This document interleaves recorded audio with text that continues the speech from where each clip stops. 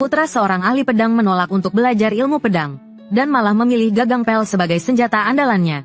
Seluruh keluarganya mengira dia sudah gila, tetapi tanpa diduga, dengan sekali ayun, dia mengalahkan kakaknya yang telah belajar pedang selama 10 tahun. Ini karena di kehidupan sebelumnya, dia adalah raja senapan yang tak terkalahkan. Di dunia yang menjunjung tinggi pedang, semua orang menganggap senapan sebagai senjata yang tidak berguna, dan untuk membuktikan kepada dunia bahwa senapan adalah raja dari segala senjata, dia menggunakan tombak panjang untuk memadamkan perang kerajaan yang telah berlangsung selama 100 tahun.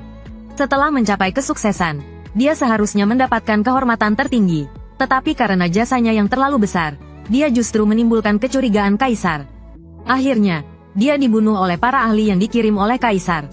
Ketika dia terbangun lagi, dia sudah berada di kandang kuda, melihat tubuhnya yang masih muda, dan lingkungan sekitarnya yang familiar.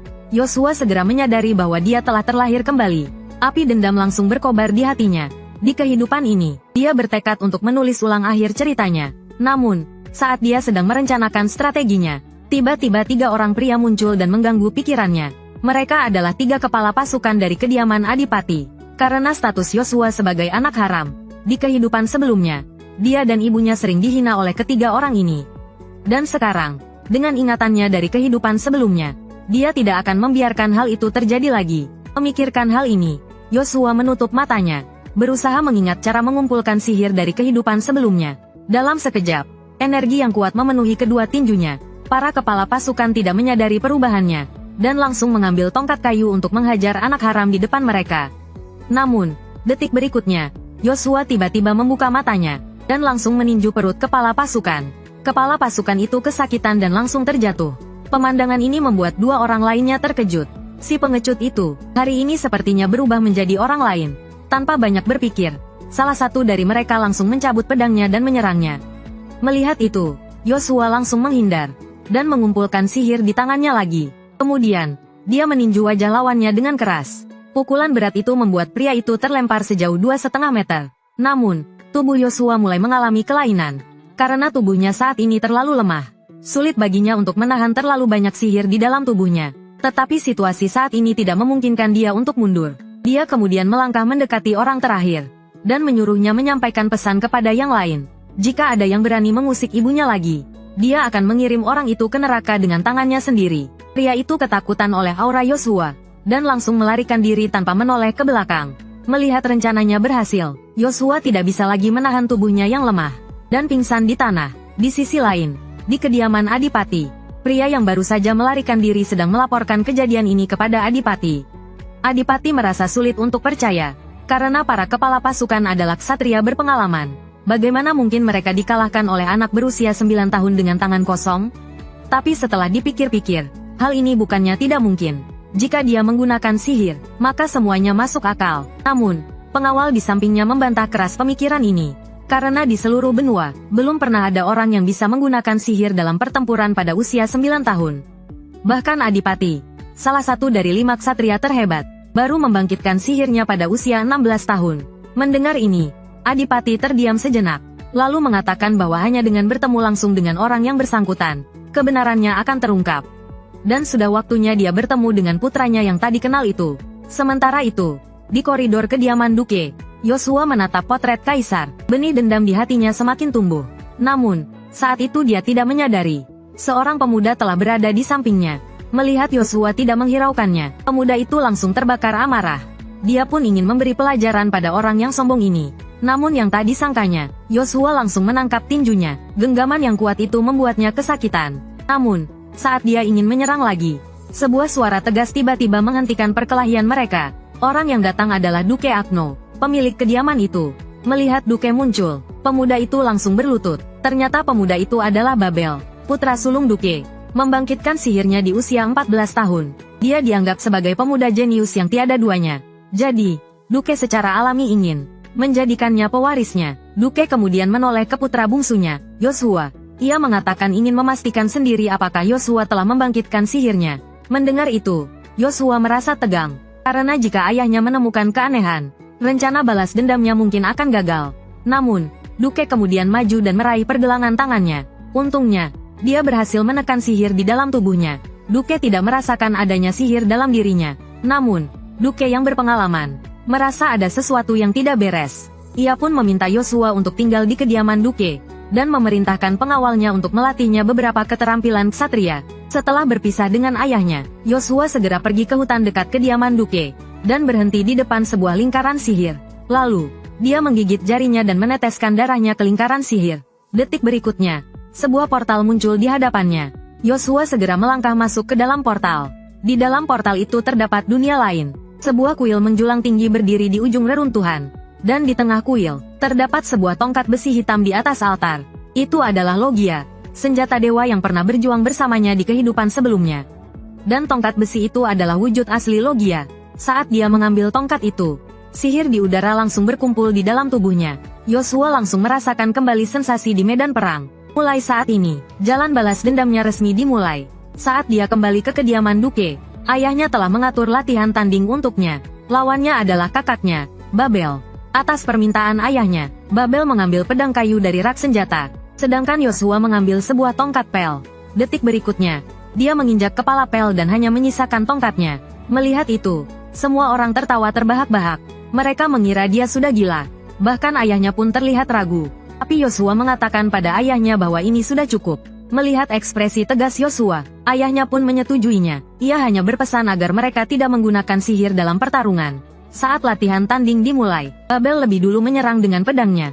Namun, dia malah bertabrakan dengan tongkat Yosua.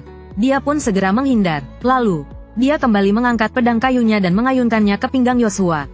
Namun, serangan Babel meleset dari sasaran, dan lengannya terluka oleh tongkat Yosua. Babel yang keras kepala ingin menyerang lagi. Tetapi sedetik kemudian dia terlempar oleh tongkat lawannya. Babel yang terpojok menjadi marah, dan ingin melanggar aturan dengan menggunakan sihir. Lihat ini, Duke segera mencoba menghentikannya. Tetapi ledakan energi telah terjadi di tengah aula. Pedang kayu Babel juga hancur oleh energi tersebut. Khawatir hak warisnya terancam, Babel menjadi gila, dan langsung menghunus pedangnya untuk membunuh adiknya. Yosua merasa, ini adalah kesempatan yang baik untuk membuat nama untuk dirinya sendiri, dan langsung maju untuk berhadapan dengan Babel. Melihat ini, Duke segera berteriak. Tekanan yang kuat membuat keduanya langsung tidak bisa bergerak. Babel yang marah menjadi tenang. Para ksatria di samping tercengang oleh kekuatan Yosua. Bahkan tunangan Babel pun ragu. Andai saja aku bisa menikah dengan tuan muda ini, pikirnya. Sang Duke perlahan berjalan ke arah Yosua, dan mengatakan ingin menanyainya secara pribadi di kamarnya. Semua orang terkejut mendengar ini. Duke tidak pernah mengizinkan siapapun memasuki kamarnya. Setelah mengikuti ayahnya kembali ke kamar, Sang Duke langsung bertanya tentang identitas aslinya. Yosua dengan serius menjawab bahwa dia adalah putranya. Karena sudah bertahun-tahun tidak bertemu, Sang Duke tidak tahu perubahan Yosua beberapa tahun terakhir ini. Mendengar ini, Sang Duke menghilangkan keraguannya, dan mengatakan akan melatihnya sendiri dalam ilmu pedang. Sebagai salah satu dari 9 bintang, keahlian berpedang Sang Duke termasuk di antara 5 terbaik di Kekaisaran. Belajar ilmu pedang darinya adalah impian banyak orang berbakat. Tetapi Yosua langsung menolaknya tanpa berpikir. Dia tidak ingin belajar ilmu pedang, tetapi ingin menggunakan tombak sebagai senjata utamanya. Tindakan ini langsung membuat ayahnya marah. Sedetik kemudian, tekanan yang kuat menyerangnya. Tekanan itu sulit ditahan, tetapi untuk menunjukkan tekadnya berlatih tombak, Yosua tidak menyerah. Dia mengerahkan seluruh energinya, dan menggunakan tekanan tingkat epik dari kehidupan sebelumnya untuk melawannya. Ini akhirnya membuat ayahnya menyetujui pilihannya. Namun, ada satu syarat. Dia harus lulus ujian ksatria kerajaan. Jika tidak, dia akan dikirim ke akademi untuk belajar ilmu pedang. Yosua langsung setuju. Namun, dia melupakan satu hal penting. Ibu tirinya yang jahat juga anggota keluarga kerajaan. Ibu tirinya, setelah mendengar bahwa putra kandungnya telah dikalahkan, langsung menamparkan pengawalnya. Dia tidak bisa menerima bahwa sihir seorang sampah lebih kuat daripada putranya. Pengawal itu mengatakan masih ada solusi, dan menyebutkan ujian ksatria kerajaan. Ibu tirinya langsung teringat pamannya di ksatria kerajaan. Jika pamannya bisa curang saat latihan, Yosua bisa mati di arena uji coba. Di tempat lain, Yosua yang baru bangun tidur bangkit dari tempat tidur. Penggunaan sihir yang sering akhir-akhir ini membuat tubuhnya yang lemah semakin lemah. Saat itu, terdengar ketukan di pintu. Ketika dia membuka pintu, dia melihat seorang gadis berambut merah. Dia ingat gadis itu bernama Charlotte, putri orang terkaya di Kekaisaran, dan juga tunangan kakaknya, Babel. Sebelum Yosua sempat berbicara, gadis itu berjalan masuk ke kamar. Yosua langsung menghentikannya, dan berbisik di telinga gadis itu agar dia segera pergi. Setelah mengatakan itu, dia langsung menutup pintu di depan gadis itu. Namun, Tepat saat Yosua menutup pintu, ketukan terdengar lagi. Mendengar itu, Yosua menjadi marah. Apakah gadis ini tidak mengerti apa yang kukatakan? Tapi ketika dia membuka pintu dengan marah, seorang ksatria muda berdiri di luar. Setelah melihat Yosua, ksatria itu langsung menyatakan keinginannya untuk menjadi pengikutnya. Mendengar itu, Yosua terkejut, lalu teringat di kehidupan sebelumnya. Untuk menghindari kecurigaan kaisar, dia hampir menolak semua kesempatan untuk merekrut bawahan. Tapi sekarang, untuk menyelesaikan misi balas dendamnya, merekrut orang-orang yang cakap menjadi bawahannya sangatlah penting. Dalam ingatannya, ksatria kelas C ini bernama Kain, seorang yang adil dan setia. Di kehidupan sebelumnya, dia adalah pengikut Babel. Namun sekarang, dia ingin menjadi pengikutnya. Tentu saja Yosua tidak punya alasan untuk menolak orang berbakat seperti itu. Dia kemudian memberi Kain tugas pertamanya sebagai pengikut, yaitu mengumpulkan semua centurion di kediamannya ke lapangan latihan. Melihat kemunculan Kain dan Yosua, semua orang bingung mengapa mereka dipanggil ke sana. Saat itu, Yosua berjalan langsung ke depan semua orang, dan menyatakan bahwa dia yang akan memimpin latihan hari ini. Mendengar ini, semua orang terkejut. Bagaimana mungkin dia memenuhi syarat untuk melatih para ksatria berpengalaman? Mendengar itu, Yosua tidak menjelaskan banyak, melainkan, dia mengambil tombaknya dan berjalan langsung ke depan mereka. Kemudian, dia mengarahkan ujung tombaknya ke salah satu centurion, dan memintanya untuk berduel dengannya. Mendengar itu, centurion itu langsung menghunus pedangnya dan menyerang. Yosua segera mengangkat tombaknya untuk membalas. Detik berikutnya, kekuatan sihir yang dahsyat menerbangkan centurion itu puluhan meter jauhnya. Centurion yang tadinya percaya diri itu kehilangan tanda-tanda kehidupan. Semua orang ketakutan melihat kejadian itu hingga keringat dingin bercucuran. Mereka kemudian berlutut dan tunduk kepadanya. Dengan ini, Yosua akhirnya mencapai tujuannya, berhasil membangun kewibawaannya di pasukan ksatria. Sementara Kain, yang berdiri di sampingnya, merasa lega karena telah memilih tuan yang tepat. Di sisi lain, Saro yang diusir kembali ke kamarnya. Sebagai putri orang terkaya, dia tidak pernah diperlakukan seperti ini sebelumnya. Saat ini, yang ada di pikirannya hanyalah saat Yosua mengusirnya.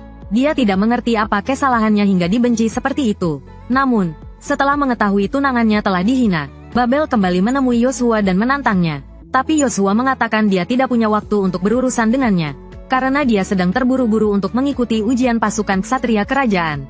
Tapi Babel yang sedang marah tidak menyerah. Mau tak mau, Yosua memutuskan untuk memberinya pelajaran lagi. Dia langsung mengayunkan tinjunya ke arah Babel. Detik berikutnya, kekuatan sihir yang dahsyat keluar dari tinjunya. Melihat itu, Babel segera menangkis dengan pedangnya. Tapi kekuatan sihir yang dahsyat itu tetap membuatnya terluka parah. Melihat lawannya sudah terluka parah, Yosua awalnya ingin berhenti, tapi lawannya kembali mengayunkan pedang besinya dan menyerangnya. Melihat itu, dia tidak lagi menahan diri. Dia langsung menerbangkan Babel puluhan meter jauhnya dengan satu pukulan, lalu berjalan langsung ke arahnya, dan mengatakan agar dia tidak mengganggunya lagi. Setelah mengatakan itu, dia berbalik dan pergi menuju ujian pasukan ksatria. Dan saat itu, Babel akhirnya menyadari perbedaan kekuatan di antara mereka.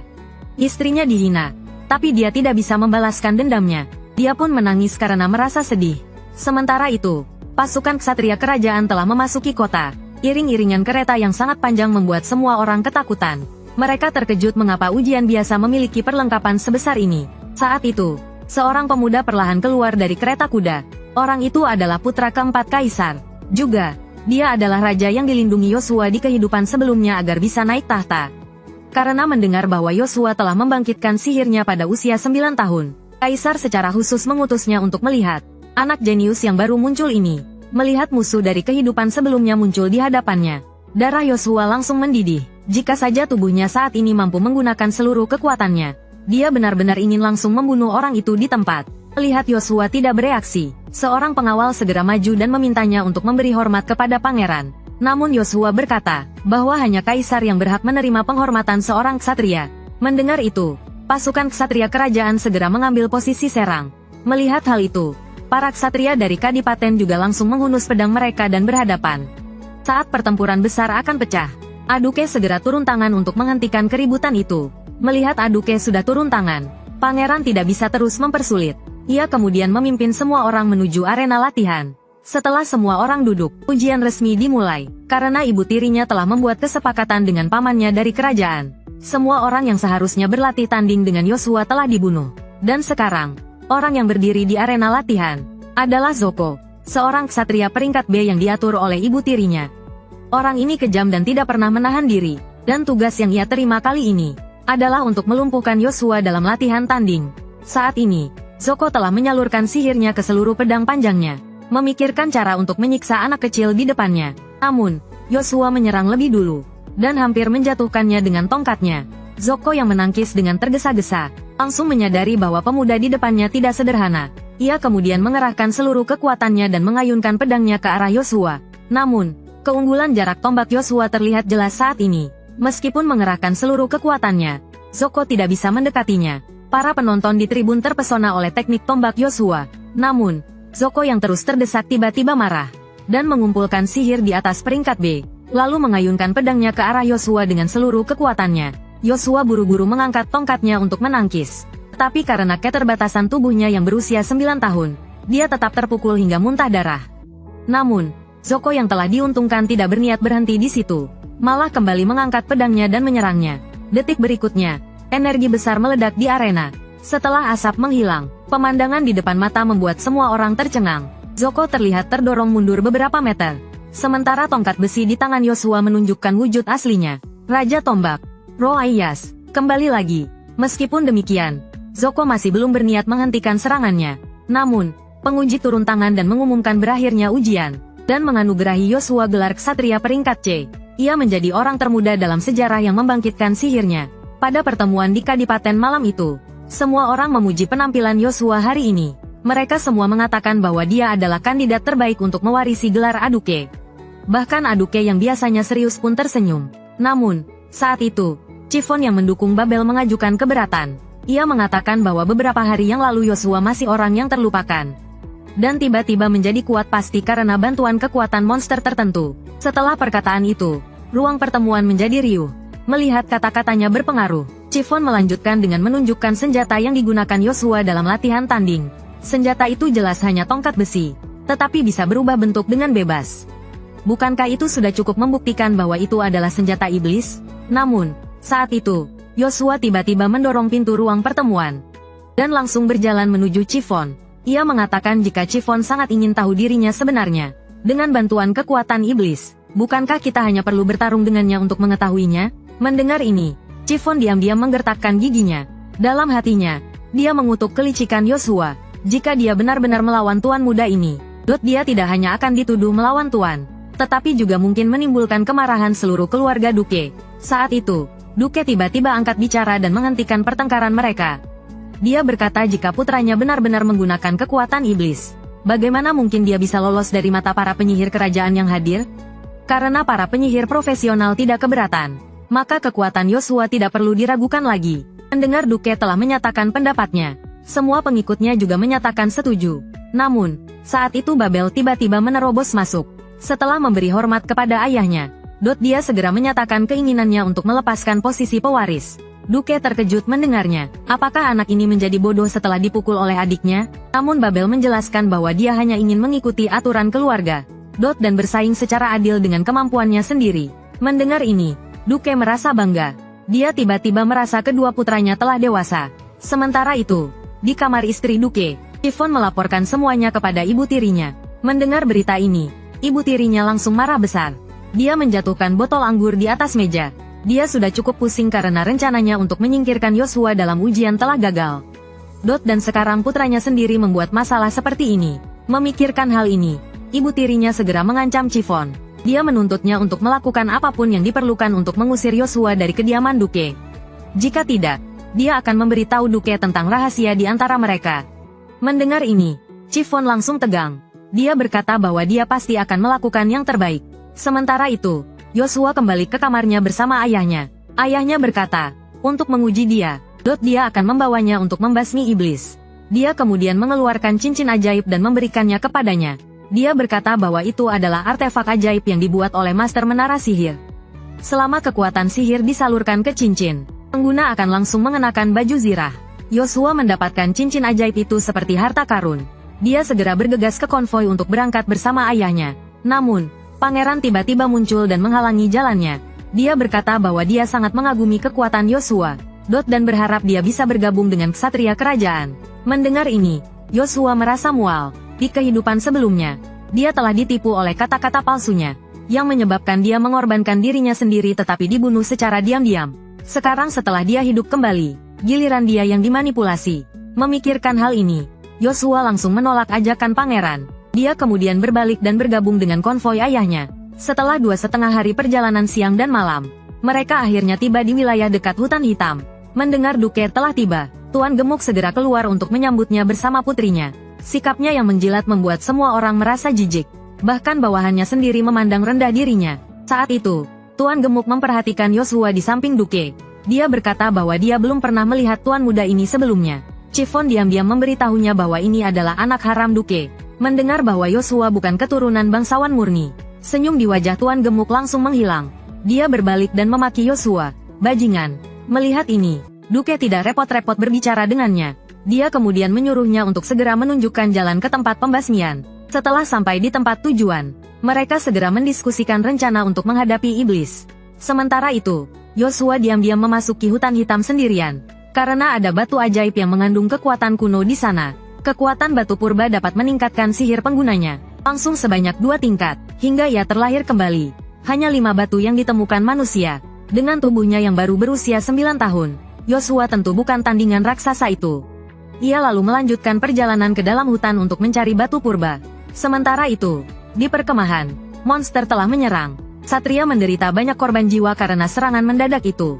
Saat itu, Chiffon, komandan Ksatria, maju. Ia segera mengatur formasi dan membuat pasukan kembali teratur. Namun, masalah belum selesai. Raksasa sihir hitam yang kuat juga muncul. Sebagai satu-satunya Ksatria peringkat B, di pasukan, Chiffon terpaksa melawan raksasa itu. Namun, hanya dengan 1 serangan, ia terpental oleh palu raksasa. Melihat itu, para ksatria lain segera melarikan diri. Di saat genting, sesosok muncul dari belakang. Orang itu adalah Duke, salah satu dari 9 bintang kekaisaran. Tanpa basa-basi, ia langsung berjalan menuju monster itu. Lalu, ia melancarkan 1000 tebasan. Ratusan monster langsung lenyap. Si Gemuk menyadari Yosua menghilang. Ia segera menghasut yang lain, dengan mengatakan Yosua melarikan diri untuk menyelamatkan diri. Mendengar itu, semua orang mulai berdiskusi. Mereka tak menyangka tuan muda yang dibanggakan ternyata pengecut. Namun, monster belum berhenti menyerang. Pasukan ksatria kembali dalam bahaya. Saat mereka putus asa, tiba-tiba langit bergemuruh. Seorang pemuda turun dari langit. Ia adalah Yosua yang telah menyerap kekuatan batu purba petir. Hanya dengan 1 serangan, raksasa sihir hitam itu tumbang. Semua orang terkejut. Seorang ksatria peringkat C memiliki sihir yang begitu kuat. Duke tersenyum bangga. Putranya tidak mengecewakannya. Si Gemuk menunjuk Yosua dan mengatakan anak itu pasti menggunakan cara curang. Kalau tidak, bagaimana mungkin ia tiba-tiba memiliki sihir yang begitu kuat? Yosua tidak menjelaskan. Ia akan membuktikan kekuatannya sendiri. Ia kembali menyerang pasukan monster sendirian. Ia mengumpulkan seluruh kekuatannya dan melancarkan badai petir. 2 raksasa sihir hitam terpental sejauh 2,5 meter. Si Gemuk berlutut dan berteriak, "Tidak mungkin."